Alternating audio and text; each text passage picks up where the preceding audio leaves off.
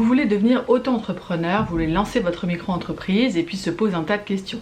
Le numéro SIRET, déposer sa marque, créer son compte bancaire, déterminer précisément quelle sera son activité, mais vous ne savez pas exactement par où commencer. Eh bien, on en parle dans cette vidéo.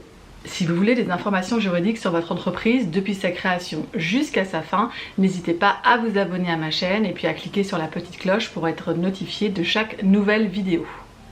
Bonjour, je m'appelle Héloïse de Castelnau, je suis avocate et je dédie mon activité aux entrepreneurs depuis plus de 10 ans. Si vous êtes en train de devenir entrepreneur et que vous choisissez le statut d'auto-entrepreneur, vous faites partie de l'immense majorité des gens qui lancent leur entreprise, car ce statut a plein d'avantages, notamment sa simplicité. Alors on n'a pas arrêté de vous dire que c'était un statut simple, et puis pourtant vous, au fur et à mesure que passent les semaines, que se construit votre projet, vous trouvez que c'est pas si simple que ça. Vous vous posez un tas de questions, et notamment celle de savoir par quoi commencer. C'est assez pénible et stressant, donc dans cette vidéo, je vais vous expliquer ce que moi je ferais, dans quel ordre je ferais les choses si je lançais ma micro-entreprise. Et en fin de vidéo, je vous expliquerai concrètement ce que vous pouvez faire pour lancer votre entreprise sans stress. Alors, quelles sont les choses à déterminer avant même d'obtenir son numéro SIRET, avant même que son entreprise soit créée? La première chose pour moi, c'est vous poser la question du dépôt de votre marque. Alors, on me pose tout le temps la question, est-ce qu'il faut avoir une entreprise pour déposer sa marque? Eh bien, la réponse est non. Vous pouvez déposer votre marque en votre nom propre. Et de toute façon, si vous devenez auto-entrepreneur, vous allez créer ce qu'on appelle une entreprise individuelle. Et l'entreprise individuelle et la personne se confondent. Donc, de toute façon, vous ferez votre dépôt de marque en votre nom propre. Pourquoi c'est intéressant de commencer par cette procédure? Eh bien parce que les délais sont très longs. Là, le dépôt de marque, je l'ai dit souvent, c'est une démarche faussement simple. J'ai toute une playlist qui est consacrée à la question du dépôt de marque, donc n'hésitez pas à regarder toutes les vidéos, n'hésitez pas non plus à télécharger mon e-book qui s'appelle Réussir son dépôt de marque, parce que encore une fois, le dépôt de marque, il y a un certain nombre de questions qui se posent. Et les délais sont assez longs, puisqu'entre le moment où vous allez déposer votre marque et le moment où elle va être vraiment enregistrée par l'INPI et pourra être utilisée, il y a plusieurs mois qui s'écoulent. Donc si vous êtes actuellement en train de lancer votre entreprise et que vous pensez qu'il vous faut une marque, à ce moment-là, commencez par cette démarche. Je précise que tout le monde n'a pas besoin de déposer sa marque. En fait, je dis toujours que plus les produits ou les services que vous vendez sont éloignés de votre personne, plus l'importance d'une marque est fondamentale, mais plus les produits ou les services sont rattachés à votre personne, moins le dépôt d'une marque est nécessaire. Par exemple, un coach il n'a pas forcément besoin d'une marque. Par contre, si vous lancez une entreprise de maquillage ou de vente de vêtements, là il me paraît indispensable de déposer une marque. Donc c'est par ça que vous devez commencer si vous lancez votre entreprise. La deuxième chose à faire, c'est vérifier si le statut d'auto-entrepreneur est le bon pour vous. Alors ça, je l'ai dit en introduction, l'immense majorité des gens qui lancent leur entreprise choisissent ce statut parce qu'il est plus simple que les autres. Ça ne veut pas dire qu'il est simple, mais il est effectivement plus simple que les autres. Et puis surtout, il évite de payer des frais d'expertise comptable. C'est un peu le seul statut où on peut se débrouiller tout seul pour tout ce qui est comptabilité. Mais il ne convient pas à tout le monde. Et notamment les gens qui ont des charges professionnelles élevées, vous allez être surtaxé si vous choisissez le statut d'auto-entrepreneur. Je ne vais pas rentrer dans les détails ici, je vous invite à regarder une des vidéos que j'ai faites cette année qui explique pourquoi les cas où il ne faut pas choisir le statut d'auto-entrepreneur, mais en tout cas c'est une question que vous devez vérifier tout de suite avant même de créer votre entreprise, parce que si vous choisissez le statut d'auto-entrepreneur pour changer dans 6 mois, vous allez perdre du temps, les démarches administratives c'est toujours pesant, c'est toujours stressant. Donc autant régler cette question tout de suite et que vous soyez tranquille au moins pour 2-3 ans. C'est le bon statut pour vous jusqu'à ce que votre entreprise se développe, que vous dépassiez les seuils de chiffre d'affaires, c'est tout ce que je vous souhaite. Mais au moins vous choisissez un statut où au moins pendant les 2 premières années vous êtes tranquille, vous ne posez plus cette question et vous vous consacrez uniquement à votre activité. Donc deuxième chose à faire, vous vérifiez bien que le statut d'auto-entrepreneur est le bon pour vous. Troisième chose à vérifier, c'est quelle va être votre activité. Alors ça, je sais, quand je vous dis ça, ça a l'air évident, mais en fait, ça l'est pas tant que ça. Alors il y a des gens qui ont plusieurs activités, ça c'est tout à fait autorisé. Là encore, je vous renvoie à des vidéos que j'ai faites disponibles en fiche et puis en barre d'informations. Donc pourquoi c'est important de déterminer votre activité? Parce que d'une part, ça va déterminer votre CFE, votre centre de formalité des entreprises. Il est différent en fonction que vous êtes un commerçant, un artisan et une profession libérale. Si vous regardez cette vidéo en 2023, normalement vous allez tous passer par le site guichet unique pour vous inscrire, et au moment où on vous demande quelle activité vous exercez, eh bien c'est pas forcément évident de trouver l'activité qui vous correspond. Donc intéressez-vous à la question de votre activité tout de suite pour être sûr qu'au moment de votre inscription, vous sachiez exactement ce que vous allez faire, quel intitulé vous mettez et dans quelle catégorie on vous range, commerçant, artisan ou profession libérale, sachant que tout ça a des conséquences fiscales lorsque vous ferez votre déclaration d'impôt sur le revenu.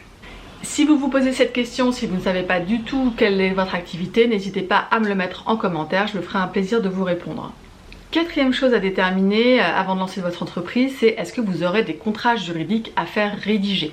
Alors là, tout dépend de votre activité. Il y a des gens, ils n'auront jamais de contrat à faire rédiger et il y en a d'autres, ça va être obligatoire. Par exemple, si vous envisagez de faire de la vente en ligne, eh bien il va être obligatoire d'avoir des CGV, des conditions générales de vente. Si vous ne savez pas du tout ce que c'était, je vous renvoie encore une fois à une de mes vidéos en fiche et en barre d'informations pour comprendre un petit peu ce que c'est, mais c'est un document qui est obligatoire quand on fait de la vente en ligne et plus généralement quand on fait de la vente envers les particuliers.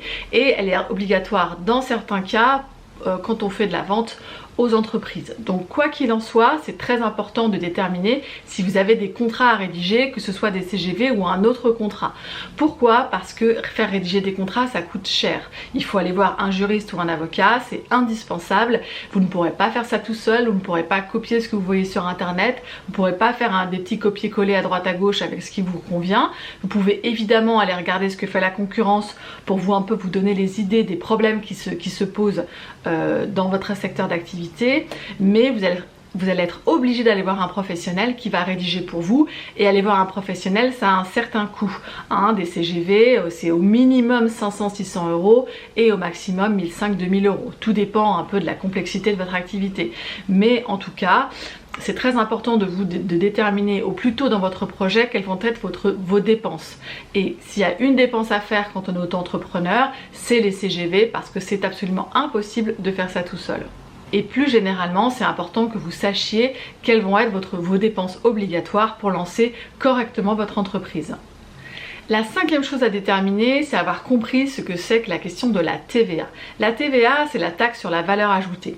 Alors, si vous avez lu sur internet que les auto-entrepreneurs ne sont pas concernés par la question de la TVA, vous oubliez ça, c'est faux. Ça a été vrai à une époque, mais depuis qu'on a doublé les seuils de chiffre d'affaires de l'auto-entreprise, de la micro-entreprise, l'auto-entrepreneur peut être concerné par la question de la TVA. La TVA, qu'est-ce que c'est? C'est une taxe que vous devez imposer à vos clients et que vous devez ensuite rendre à l'État. Par exemple, si vous achetez un rouge à lèvres 10 €, il y a 2,50 € de TVA, vous devez l'encaisser auprès de votre client et ensuite le rendre à l'État. Donc tout ça, ce sont des procédures administratives, ça va avoir un impact sur vos prix et c'est important de comprendre cette question parce que si vous dépassez un certain seuil de chiffre d'affaires, vous pouvez être obligé de facturer cette TVA à vos clients et de la rendre ensuite à l'État. Et d'ailleurs, même si vous avez un petit chiffre d'affaires, ça peut être intéressant pour vous de facturer la TVA à vos clients et de la récupérer sur vos achats.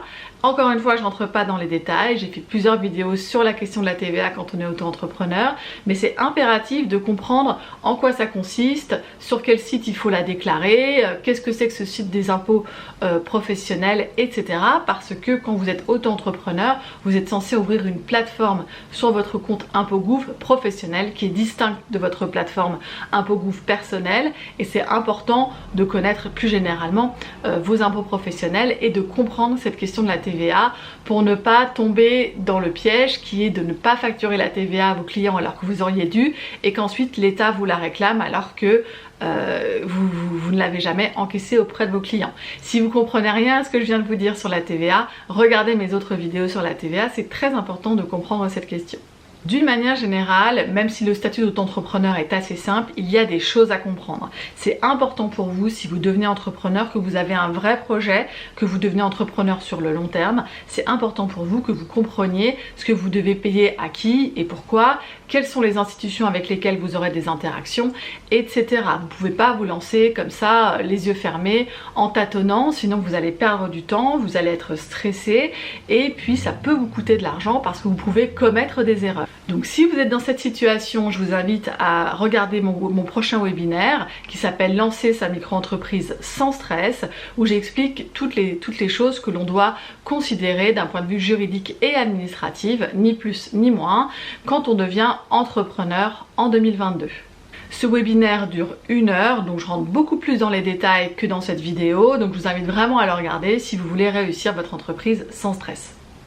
Et si cette vidéo est la 10e vidéo que vous regardez de moi, non pas parce que vous aimez les questions légales, mais parce que vous êtes en train de créer votre entreprise et que vous vous rendez compte qu'il y a plein de questions à gérer, n'hésitez pas à prendre un rendez-vous avec mes équipes pour échanger sur mon programme L'Entrepreneur Serein. C'est un programme que j'ai créé spécifiquement pour les auto-entrepreneurs qui lancent leur activité pour la première fois et qui sont submergés par toutes les questions légales et administratives. Donc n'hésitez pas à prendre un rendez-vous, tous les liens sont en dessous de la vidéo. C'est un rendez-vous qui dure 20 minutes et vous saurez si ce programme est fait pour vous ou pas. Je vous dis à très bientôt, au revoir.